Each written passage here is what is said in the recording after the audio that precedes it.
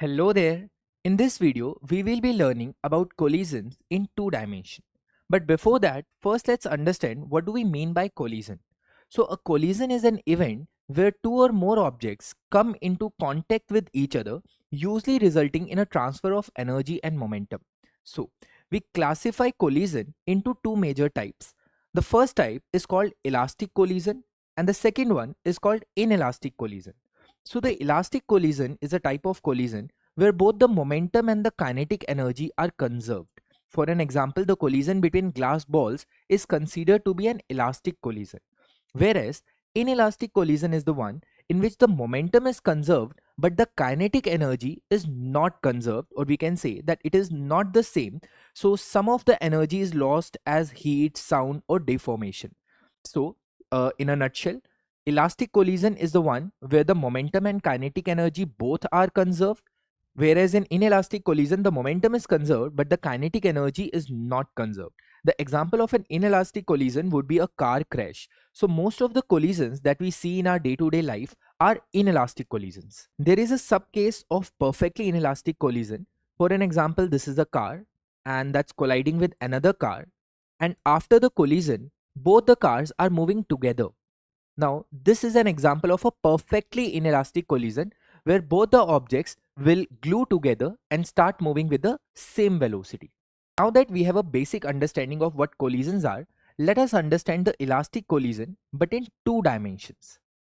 Now, let's take this situation where there is a ball with mass m1 that is moving in this direction with a velocity of u1.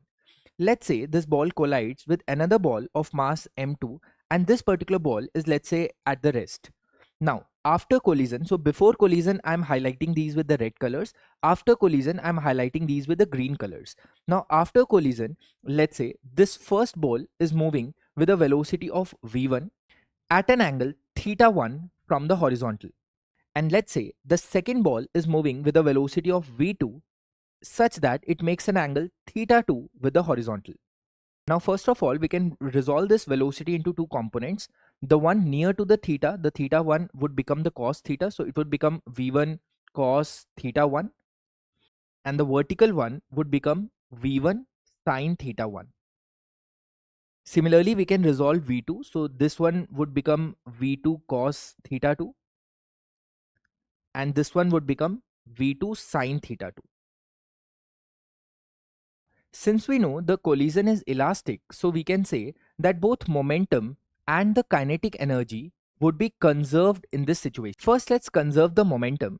So we can say that the initial momentum would be equal to the final momentum.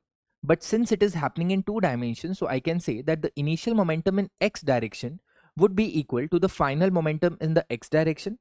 Similarly, I can say that the initial momentum in the y direction is equal to the final momentum in the y direction.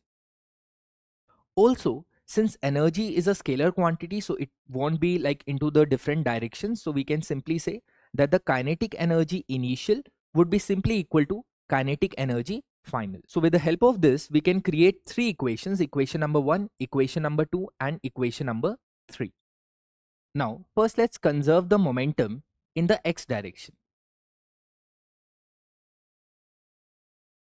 Now, you might be familiar with the formula of momentum. Momentum is equal to mass times the velocity. Now, what is the initial momentum of the entire system? So, momentum of this particular thing would be m1 u1. The momentum of second ball would be 0 since it is at rest. Now, that would be equal to, now what is the final momentum of the system? So, for the yellow ball, it would be m1 multiplied by v1 cos theta 1 plus the final momentum of the blue ball would be m2 times v2 cos theta 2. Now this would be our first equation. Equation number 1, we can say this. Now, in order to find the equation number 2, we can say that the initial momentum in the y direction would be equal to the final momentum in the y direction. Since in this situation, the ball is only going in the horizontal direction and the second ball is anyways at rest, so we can say that the initial momentum of the entire system would be 0 in y direction. That would be equal to Now in the final momentum, so this particular thing is in the plus y-axis, and for the second ball it's in the negative y-axis. So I can say, so for the ball number 1, we can say that it would be m1 into v1 sine theta 1 plus, for second ball it would be m2 times negative v2 sine theta 2. Now this would be our second equation. Now, since the collision is elastic, so apart from conservation of momentum, the kinetic energy of the system is also conserved. So we can say that the initial kinetic energy would be equal to the final kinetic energy. And the formula for kinetic energy is half mv square. In this case, we don't need to split the velocity into two components since the kinetic energy is a scalar quantity. So the initial kinetic energy of the system would be equal to half into m1 u1 square, and the kinetic energy for the second object is 0 since it is at rest. That would be equal to half into m1 v1 square plus half into m2 v2 square.